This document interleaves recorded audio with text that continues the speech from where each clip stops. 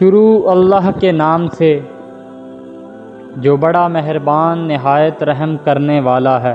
Brazil کے علاقے Campina میں سن 2005 میں کچھ شرابی دوستوں کا گروپ سیر کو جا رہا تھا۔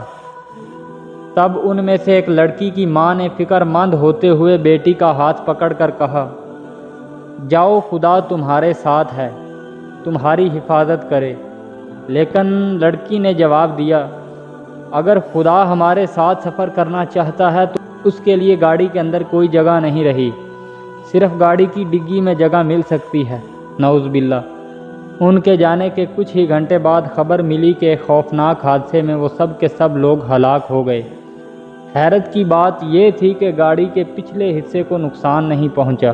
مارلین ڈان مونرو کی ایک پارٹی میں جب ایک عملی کام کے مبلغین میں سے ایک نے کہا کہ خدا نے مجھے تمہارے پاس بھیجا ہے، تب اس نے جواب دیا، اور خدا سے یہی کہو کہ مجھے اس ہفتے اس کی ضرورت نہیں ہے۔